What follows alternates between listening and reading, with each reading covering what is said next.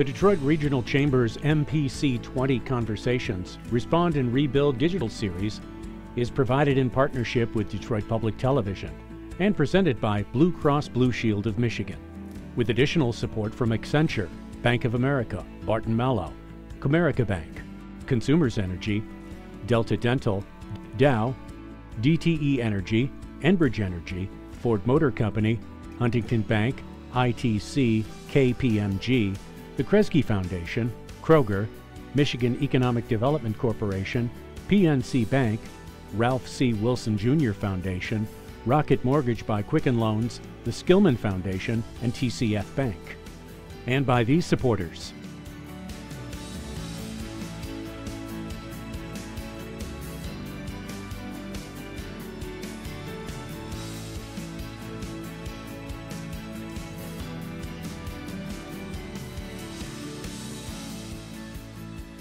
Support for Detroit Public TV's coverage is provided by DTE Energy Foundation and Masco.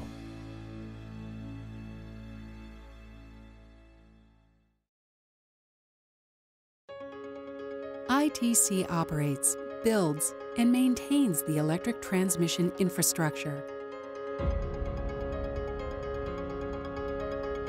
We are working hard to improve electric reliability and increase electric transmission capacity throughout our operations across the Midwest. ITC, we're always working for the greater grid.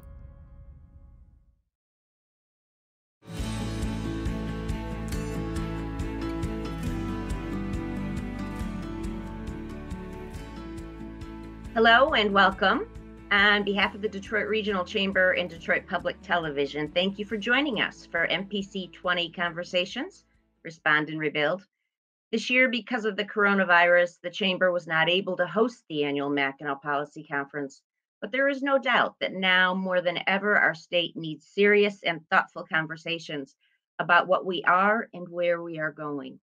So for the past 13 weeks, we've partnered with Detroit Public Television on a series of digital events to provide the type of discussion you would normally expect at the Mackinac Policy Conference. As a result, we have brought many of our members and the community important voices on the critical topics facing Michigan today. You've heard from Michigan Governor Gretchen Whitmer, Detroit Mayor Mike Duggan, national thought leaders, and many Michigan CEOs on their efforts to guide us through COVID while weathering this economic crisis. To see and hear these conversations in full, visit DetroitChamber.com and look for MPC20 Conversations. Today, the 2020 election results are in. We'll look back at this unprecedented election and discuss how the nation begins moving forward amid this pandemic. You'll hear from Michigan's Secretary of State Jocelyn Benson and Neil Bradley, Chief Policy Officer from the U.S. Chamber of Commerce. They will join WDIV anchor Devin Scillian for this timely discussion. Thank you to ITC for sponsoring today's session, and thank you for joining us. And until next time, we'll keep the conversations going. Well, thanks. Really great to be with everybody watching here for the Chamber, and a really great opportunity to get to talk to you, Neil. I so appreciate your time today. It's been a busy season, obviously, for everybody, not the least of which for the U.S. Chamber. I want to start, in fact, with the kind of unusual position that I think the Chamber found itself in. You always endorse candidates, but maybe never quite so controversially. The Chamber gave its endorsement to 23 Democrats in the U.S. House this time around, came under some fire from the president, from the Republican Party, and you also, that created some inner turmoil. Talk a little bit about what this experience has been like for the Chamber, which I'm going to guess has been a little different than the usual election for you. Well, it's 2020, right? So, it's got to be filled with different twists and turns. You're right. The Chamber endorsed this cycle 23 freshman Democrats. If you were to go back in time 20, 25 years ago, that wouldn't be an abnormal occurrence. The Chamber endorsed candidates there would be more Republicans than there were Democrats, but there would be a healthy number of Democrats in the mix too. All of us have witnessed the polarization of the last decade or so, and just kind of the sorting that's kind of gone on in American politics. And as a result, the last couple cycles, you could count on one or two hands the number of Democrats that the chamber endorsed. We made a concerted effort going into the last 2 years into this cycle to extend an olive branch and say, we're willing to work with anyone, Republican or Democrat, who's willing to work with us and willing to support the business community's priorities. You won't be surprised that some people said thanks, but no thanks. But quite a few people said, hey, I'm willing to work with you too. And as a result of that, based on our scoring of legislation, and that's how we judge members of Congress for earning our endorsement. We don't give it to anyone. You have to earn it based on your record in Congress. There were 23 freshman Democrats who earned that. By the way, there were 30 overall Democrats and over 190 Republicans. So the weight's a little different, but perhaps it caught people by surprise given the change from the past few years. Well, talk a little bit about the way some of the deck chairs have been rearranged here, because it's interesting. For so long, the Republican Party's North Star was debt and deficit issues, which is spiraling. I don't want to say out of control, but looks that way to many people. Also, you really couldn't find Republicans who were supportive of the idea of a trade war or protectionist trade and tariffs. So we kind of are at a place that we don't usually find ourselves politically, aren't we? Well, there's some definite reorganization or switching of the deck chairs, as you said, Devin, within the parties. It's not clear yet if that's permanent. I will say that historically, we've always found issues that we agree with Democrats on, and there have always been issues that we disagree with Republicans on. And so, that's not terribly new. Though we are concerned about, frankly, a consensus that had been established post-World War II within both parties, that free trade, that international engagement was good for the economy and good for the country, and that unsustainable levels of debt and deficits are bad for the country. And one of the things that we have to work on going forward is reestablishing both of those consensuses in both parties, because it's going to take both parties working together to do anything about our debt and deficit and to expand the opportunities for American businesses to trade abroad.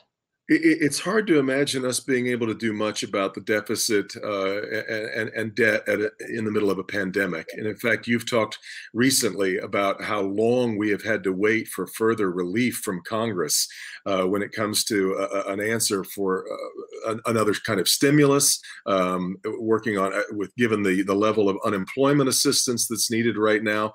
It's a tough time to talk about fiscal responsibility, isn't it? Yeah, and frankly, we shouldn't be at this particular moment. If you rewind to January, before any of us had ever heard of COVID, we were on track to run $1 trillion deficit this year for the federal government. And that was in a hot economy with generational low unemployment.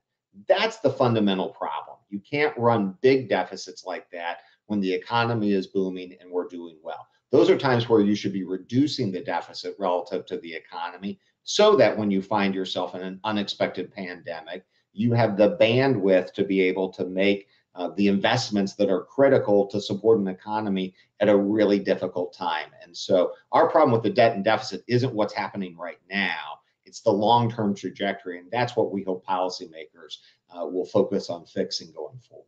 What kind of injection do you want to see right now to help people getting through some really tough times, which, by the way, is only worsening as you and I speak right now? No, that's exactly right. If back in the spring, none of us knew how long the social distancing requirements would take. And Congress and the president came together on a bipartisan basis and said, listen, we want to build people a bridge to weather the downturn that's caused by the things that we have to do to protect public health.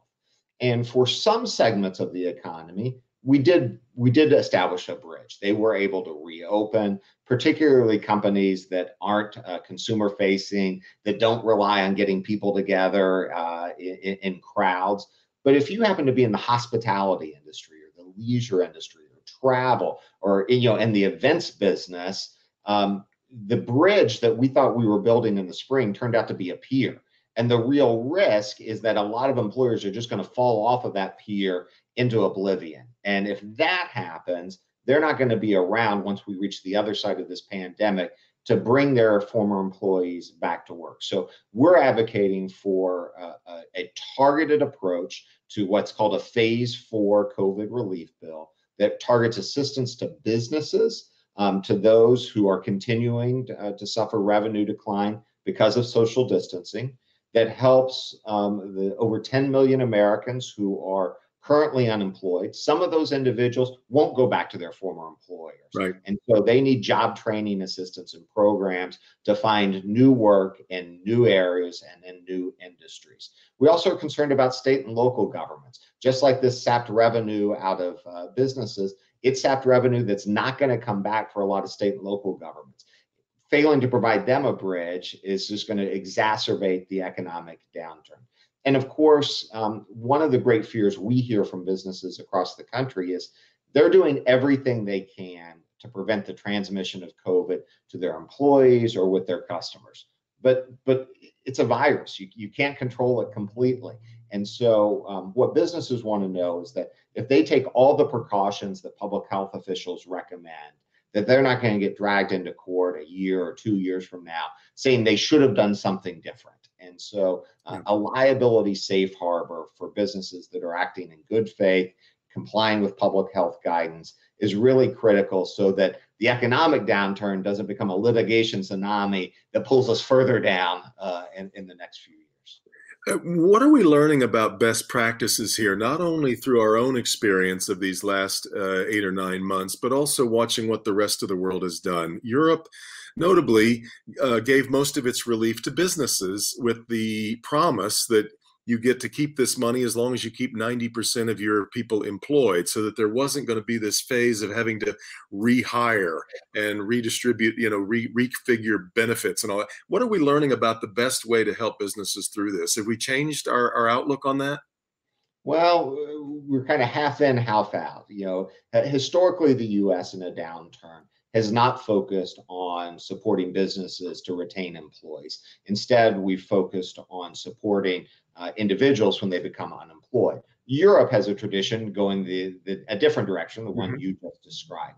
This time we tried a little bit of both, right? So we expanded unemployment, but through the PPP program in particular, we provided support for small businesses in exchange for retaining employees. One of the things that policymakers didn't get exactly right, and I don't think any of us foresaw this, is the duration of the period of shutdown and social distancing. And also for a lot of employers, it's not just their payroll expense, it's fixed costs, rent and utilities and overhead. And even if they can pay their employees, if they can't pay the rent, they're not going to be in business very long. And so we're going to have to fine tune a lot of these programs going forward. Yeah, I need you to explain to me, Neil, what we watched happen last week. It got very little attention except in financial circles because, of course, all of us were focusing on the election.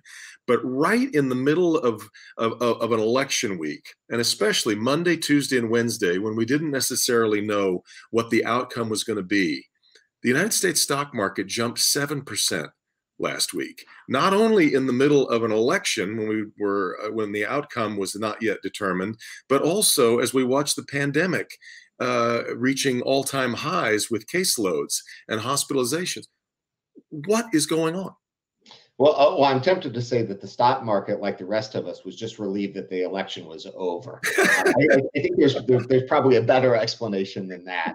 I think it's more realistically that even though final outcomes were in doubt, it was pretty clear that we were going to have divided government heading into this term. And the market, I think, responded to divided government with kind of this sense of certainty about what would be produced, that we wouldn't go to one extreme or the other, that anything that would be legislated would have to be kind of a compromise between the parties. And that was just reassuring for market participants in terms of their ability to plan for the future. Well, speaking of planning for the future, then the residue of and if we get a vaccine here, which was obviously great news that we got yesterday morning, fantastic, and that's going to change a lot of things. But I also think that you believe, as many other business leaders do, that the pandemic has changed some things about the way we do business permanently, whether we have a pandemic or not, whether we have a vaccine or not. Can you talk a little bit about what you think the long-term impacts of this new sort of improvised way that all these workarounds that we've created, what are the lasting ones? Yeah, I mean, I'm working from home today. You're working from home today. A lot of Americans are back in the office, but some aren't. And those who aren't, there's a real desire to maintain that flexible work arrangements. We're already seeing that people are realizing that they can work from almost anywhere, and their employers are realizing that they can trust their employees to work from almost anywhere. And so, particularly when we think about industries and sectors where working from home, working remotely is just as efficient and productive as working in person, I think this is something that's going to remain. That's going to have impacts particularly on office buildings, downtown areas where all of us used to drive into every day, and we'd go get a cup of coffee and go to lunch. And so the fundamentals of commercial real estate in those areas are likely to change. It's also going to expose a lot of other changes. We knew about the problems of broadband connectivity, that some parts of the country, not just rural areas, but even in some inner cities, that people just didn't have access to good, high quality internet. That's just unacceptable going forward. And I think this is going to be an impetus to fix that. It also exposed some of the inequalities that fundamentally affect minority-owned businesses. One of the things that we learned or that was exposed during the pandemic was the lack of access to financial capital and resources, and even just banking that a lot of minority business owners face. And so I think both sides, both parties, business leaders, kind of across the board, want to focus on addressing some of those inequalities going forward. And that's going to be a positive thing that comes out of this. We've always thought that no matter what happens, there's nothing more important than looking somebody in the eye, shaking their hand, and having this, the business is still, just like always, built on personal relationships. Does that change now? No, I think that'll still be an element of it. I mean, you're exactly right. There's no substitute for meeting someone in person.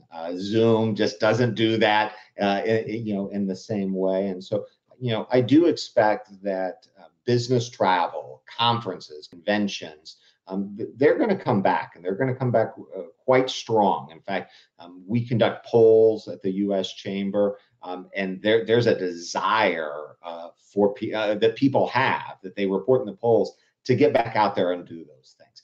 I just think that it's going to be complemented by some of this distance technology substitution. So it's not going to become an either or, it's going to become both and. We've lost so many businesses that I'm not sure that many of them will get many of them back. Thousands and thousands of them, especially a lot of people who are in the restaurant business. I once heard a guy say that, he would rather develop a cocaine problem than open a restaurant because it wouldn't cost him as much. But I'm curious as to whether or not we think that these many thousands of businesses, and some of them, of course, were just barely making it on the margins to begin with. Are they redeemable? Can we get them back, or do we just have to learn our lesson and move forward? It's some of both. Some of these businesses won't come back. Some of them are gone permanently. Some of them that are hanging on by a thread today aren't going to make it through the winter and into next year. Many are, and with a bit of assistance that we talked about earlier, I think more can.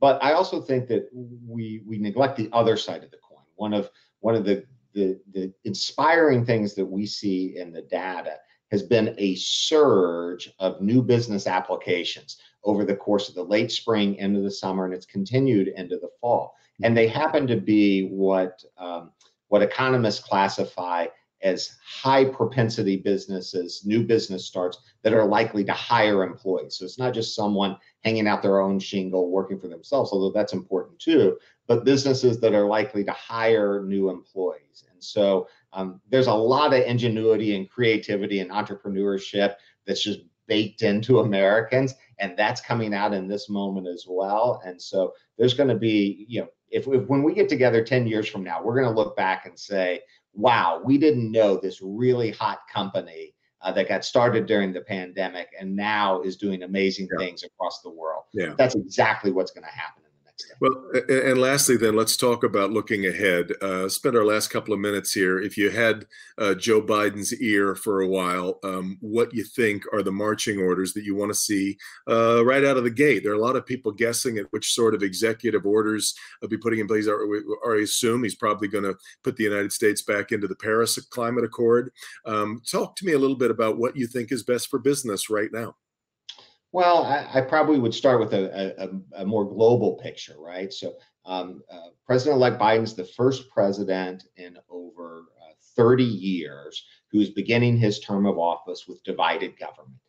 Rather than viewing that as an obstacle, I hope he views it as an opportunity to forge agreement between the parties that can be lasting and durable on some really long-term important policy changes. We'd love to see the next president and the next Congress, once they've gotten through with this phase 4 COVID response bill, focus on infrastructure, building for a better future, not just roads and bridges, but the broadband that we talked about earlier, addressing climate change through resiliency and innovation. There's such huge opportunities here. And I think if they focus on bringing the parties together, taking advantage of the fact that to legislate, they have to do that, this could really not just result in great policy advances, but reset this polarized partisan tone that frankly, all of us have grown so exhausted from. Can you see a way of doing that without moving us further into deficit spending or without a tax increase? Infrastructure just sort of is going to cost money, and somebody's going to have to pay for it. It is, and we're going to have to raise some money. We have to be willing to raise user fees and to raise taxes to be able to do that. Now, we need to be responsible as we do that, and we need to make sure that we're getting good ROI and bang for our buck when we do.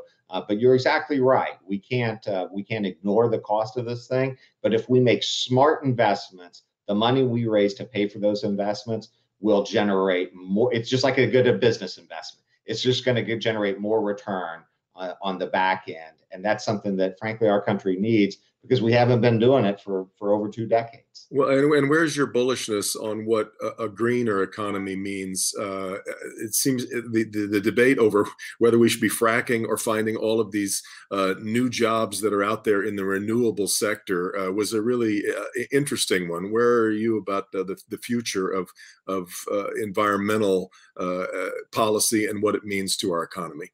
Yeah, I think there is a lot of innovation and opportunity there, but it's going to be driven by the marketplace. If government tries to dictate how it's going to go, government's going to get it wrong. If we create the right platforms and the right incentives and we let the market figure out how to move these things and let the market figure out how to decarbonize in important ways, they're going to do it much more efficiently and in the process create new businesses, new jobs, and new opportunities. So above all else, trust the market to solve the problem. A lot of great thoughts there from you, Neil. Thanks so much. We really appreciate you spending time with us today. Thanks for having me. I enjoyed it. Well, let's spend some time now with, I don't know if there's been anybody busier in the state of Michigan over these last couple of months and certainly over this past week, but our Secretary of State, Jocelyn Benson, good enough to spend some time with us. Secretary Benson, thanks so much. It's good. You and I have talked an awful lot over these last couple of months, but good to have a conversation here now that the election day is behind us. It is always a pleasure, Devin. But yeah, an important conversation to have for sure. Well, let's start obviously with the turmoil that is still swirling around this election and the accusations that continue to swirl from the White House. Some of them aimed directly at you, some of them aimed at a lot of even like the folks in Antrim County. On and on and on. We seem it's difficult to tell exactly where a lot of this is headed legally. I don't think you would suggest that the president is not of a right to take whatever legal steps that he has at his avail. But tell me a little bit about how you're responding thus far to the criticisms and allegations that you've heard from everyone from the president to the National Republican Chairwoman, Ronna McDaniel, to even the state Republican Chairwoman, Laura Cox. I think the same way we've responded to any misinformation or attempts to erode public's confidence in our elections with the truth. And that's simply all I and other clerks, including our former and very highly regarded Director of Elections, Chris Thomas, has done. In my view, we've overseen a really extraordinarily transparent, secure, accessible election with higher turnout than ever before in the midst of a pandemic, and there's a great story to be told there. So, in response to specific allegations, we simply fact check them and provide information, whether it's about can you use a Sharpie or to fill out your ballot, or what caused this discrepancy in this particular jurisdiction. I appreciate the scrutiny. I recognize that it's part of the work right now, but I do hope that we can move forward once the truth is established in good faith, because voters deserve to have confidence in the work that was done this year to ensure their votes were counted and their voices were heard. We've had a couple of accusations and rumors that have made the rounds that have been kind of absurd. There was, I woke up the morning after Election Day to a bunch of texts from people who swore they had heard that a whole bunch of big box of ballots showed up at TCF at about 3 o'clock in the morning. Turned out it was a Channel 7 photographer bringing his gear into the place. But have there been any things that you've heard that have troubled you, that you've said, ooh, we needed to do that better, or that's a problem? Has there been anything that you see untoward, however small it might have been? Well, certainly, I think when you're handling this significant number of absentee ballots, you want to ensure that every aspect of the process is by the books and also transparent. And so I would sort of point out two things. One, I think you did see some human error with regards to the reporting out, the initial reporting out of results, and that led to some larger conspiracy theories. And when in actuality, it was just human error. I mean, Antrim County is an example of that. And so I think, making sure our clerks have enough support and resources to be in the position to avoid a lot of those errors in the future is certainly something we want to address. And then I think as I've seen stories come out of our absentee counting boards, the appreciation I've got for the folks who really did their work to count every ballot and securely validate every ballot under enormous scrutiny is great. And I think, especially in the midst of a pandemic, I want to make sure that everyone also stayed healthy and that we had enough protocols in place to ensure both transparency, but also limit disruption. And it seemed like there was a little bit of disruption there from some of the observers and challengers that, I'd hope in the future we could do a better job of protecting those folks from. Let me stay with Antrim County for just a second, because some of the critics of what's happened here try to suggest that it's much bigger than Antrim County. It was originally characterized as a software glitch. It was actually failing to update the software. Anybody who has a smartphone knows that every once in a while you get a notice that you've got to update the settings in your operating system. But the suggestion has been that this could be bigger than Antrim County because some 47 counties in the state use that exact same software. Are you convinced that everybody else updated it?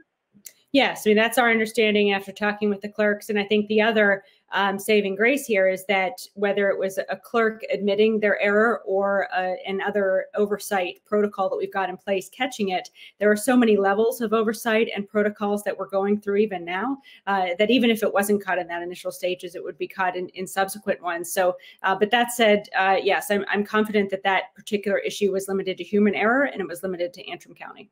Let's move then to some of the allegations that have swirled around TCF. We did see that big crowd that showed up, some of them wanting to observe the counting, others wanting to challenge votes. You couldn't let everybody into the place. Obviously, the health department stepped in with some of its pandemic rules. But I talked to a woman who called me last week who had gone through 2 days of training to be an election observer, was never allowed in, and she insisted that she could see that there weren't an equal number of observers on the other side of the glass, and that as some people were leaving, they weren't being replaced. Are you convinced that everybody was in there who needed to be in there? I know we had a lot of eyes on this process. I mean, there's been more scrutiny on this election, and particularly on our workers and the workers of the elections in TCF than ever before in recent history. And there were hundreds of individuals in there from both sides of the aisle, as well as independent challengers and observers observing the process, and that's been well documented. And so I think it's also important to recognize that there is another agenda, again, trying to, and we've seen this in other states as well, trying to, promote this idea that this election wasn't transparent, that things happened behind closed doors, and that's simply not what the facts illustrate. And again, there have been plenty of hundreds, in fact, people who anyone could talk to, and many have, who are inside TCF and can validate the real transparency and the significant number of observers, again, on both sides of the aisle who were there throughout the counting process. I think a lot of people have been maybe newly educated on the way that this works. You're getting much closer scrutiny than you generally have, of course. Can you take me through a little bit of the process of where we are right now? The election needs to be certified. The Board of Canvassers have, before we get to the Electoral College, take me through the process of where we are and what is happening right now. Right now, the first sort of interaction with the ballots and the votes is at the local level, city and township. They actually do the first tabulation, that unofficial tabulation. That is what was announced last week. Then it goes up to the county level, and each county clerk then does a canvass to confirm the validity, the protocols, and the security and accuracy of the vote within the entire county and every jurisdiction. Once the county board of canvassers, which by the way has representatives from both parties on it, once they certify those results, it then goes up to the state board of canvassers, another bipartisan group of individuals who then review the county determinations and issue the final certification. So all of that is going through now and will happen over the next few weeks. Talk a little bit about the difference between observers and challengers. I think that's another thing that has been maybe a little confusing to people who haven't really watched the process closely before. Yeah, and I'll send people also to michigan.gov/vote, where we have a chart that really delineates the differences and what is and what isn't approved and possible under Michigan law for both challengers and observers.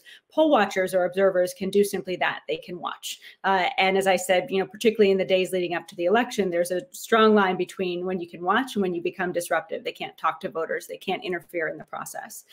Challengers, on the other hand, are able to be appointed by both political parties as well as a number of nonpartisan organizations. And by the way, we had a significantly high number of organizations signed up to appoint challengers this year. And they can then appoint someone who then has a little bit more. They can actually look at the poll books. They can, again, complying with social distancing and other guidelines, do more to confirm that the protocols are being followed and that only eligible voters are voting. You've talked quite a bit about this massive number of mail-in votes that really these clerks have never had to kind of contend with before. You had a few extra hours, courtesy of the legislature, to start processing those. But in general, grade the way that you think the clerks of the state dealt with this massive influx that they've really couldn't have possibly anticipated before this year. I think the clerks did an absolutely extraordinary job of rising to the many, many challenges that they encountered this year. I mean, what a lot of this, we appreciate the questions, and, again, we'll continue to be confident that as inquiries proceed, that we'll only see the truth. But to sort of emphasize that this is the fact is this was an incredibly successful, well-run election. We saw more people vote on both sides of the aisle than ever before in the midst of a global pandemic. And the success was born almost entirely by the clerks who worked to make sure that voters knew their options to vote, that they got their ballots back in on time, that those ballots were then validated in record numbers, again, dealing with at least twice as many ballots than they ever did before with the same resources and for the most part, the same amount of time. And then still getting through that tabulation by Wednesday night, which was, we had anticipated Friday. Every kind of prognostication said Friday, like you saw in Pennsylvania and many other states with laws like ours. But our clerks stepped up, our election workers stepped up. They were efficient, secure, and methodical and got the job done in record time. And I'm just so proud of every single person who was a part of that process. So my hope is that that is ultimately the story that will be told about this election, and that voters can know they should have every confidence that their vote was counted, that the election results are an accurate reflection of will of the voter, and that they should be thanking, I hope, all election workers and clerks along with me, and showing great gratitude for the extraordinary feat they accomplished this year. It's going to be really interesting to see how many people continue to rely on mail-in ballots, even once we're past the pandemic. I know you bristle at the president's suggestion that it's an unsecured way of voting, but I think you would allow, wouldn't you, that if I go to vote in person at the polling place and I've done something that spoils my ballot, the machine kicks it out and I can fix it right there. I can't do that if I mail it in. I don't know how many spoiled ballots there were from mail-in voters, but isn't it still slightly better for me to go to the polling place? Isn't that a better way of ensuring that my vote will get counted?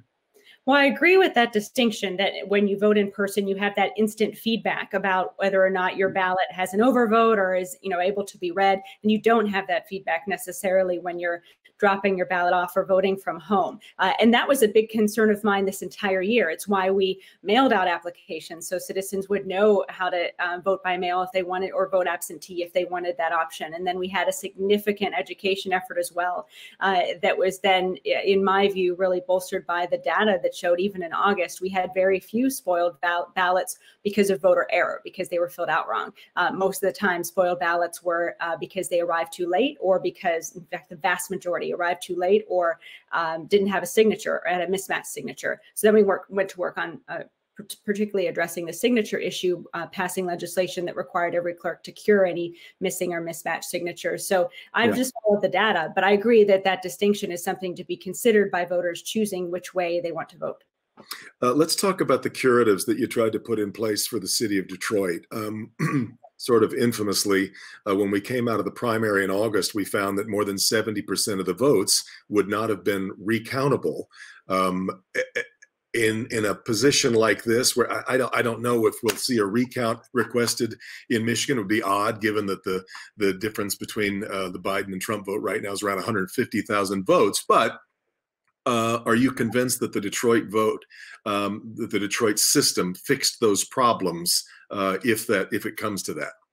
I am convinced that we did absolutely everything possible to put Detroit in the best position to avoid a lot of those human errors that we've seen in past elections, not just in August, but in 2016. And if you go back, you could find articles nearly almost after every election, you have these challenges.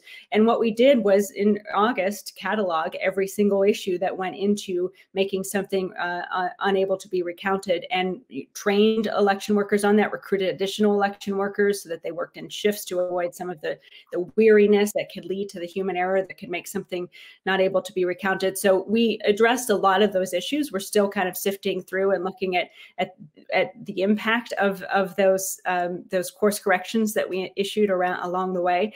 But I do know that this was a much more efficient, secure, by the book election in Detroit than we've perhaps seen in recent years. And that's, again, because of the extraordinary partners that we had at every level. And frankly, the amount of scrutiny everyone was under to do their best and ensure that every I was dotted and every T was crossed. I'm really curious about how this has been for you personally over these last couple of months. I'm going to guess that when you were running for Secretary of State, it wasn't thinking, I would love to get into a Twitter war with the President of the United States. Along with Dana Nessel and Gretchen Whitmer, have found yourselves at the other end of that sharp stick. And just tell me a little bit about what this has been like for you personally these last couple of months, finding yourself in such a high profile, to some, I guess some people would characterize you as sort of a villain, at least from some of the president's supporters' side. But talk a little bit about what this has been like.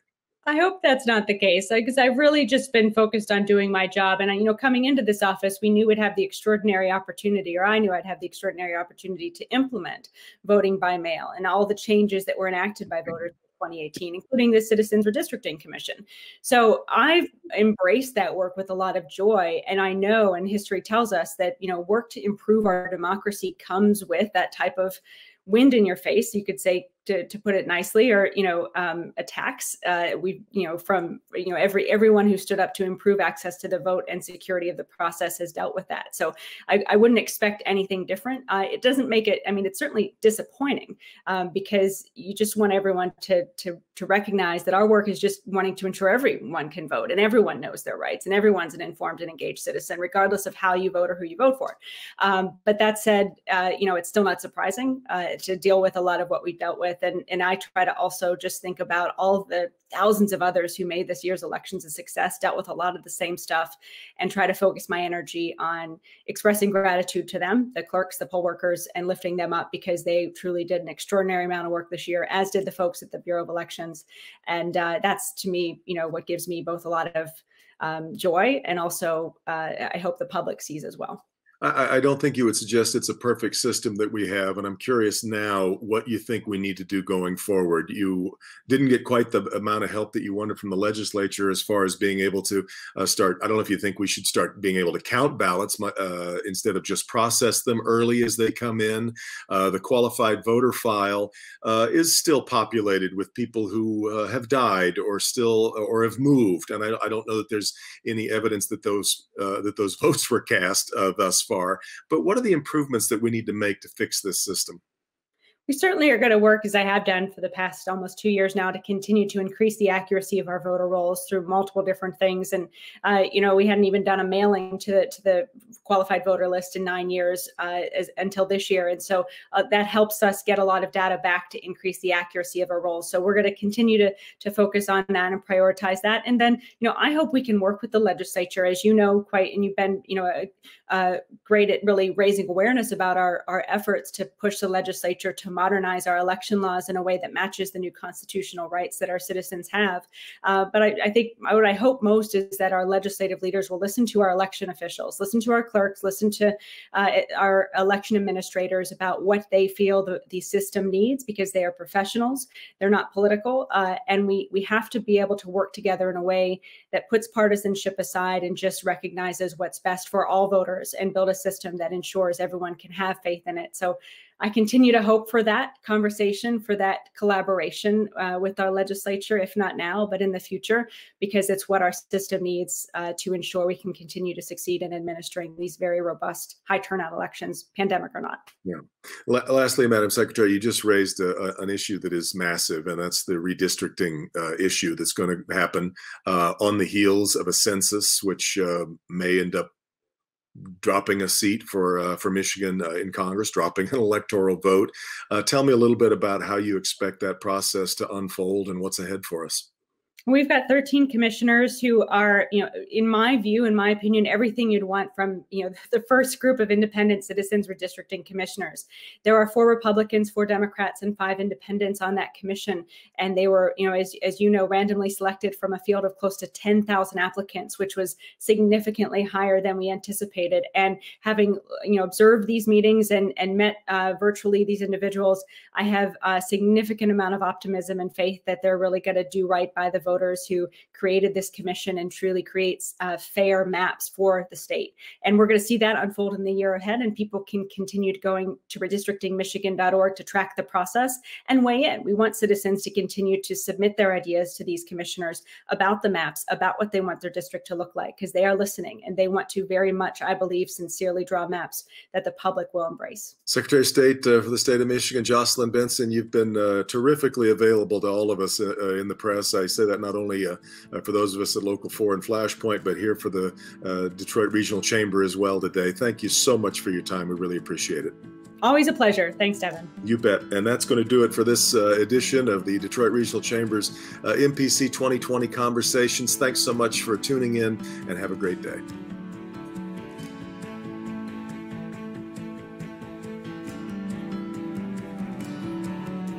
The Detroit Regional Chamber's MPC20 Conversations Respond and Rebuild digital series is provided in partnership with Detroit Public Television and presented by Blue Cross Blue Shield of Michigan, with additional support from Accenture, Bank of America, Barton Malow, Comerica Bank, Consumers Energy, Delta Dental, Dow, DTE Energy, Enbridge Energy, Ford Motor Company, Huntington Bank, ITC, KPMG, the Kresge Foundation, Kroger, Michigan Economic Development Corporation, PNC Bank, Ralph C. Wilson Jr. Foundation, Rocket Mortgage by Quicken Loans, the Skillman Foundation, and TCF Bank. And by these supporters.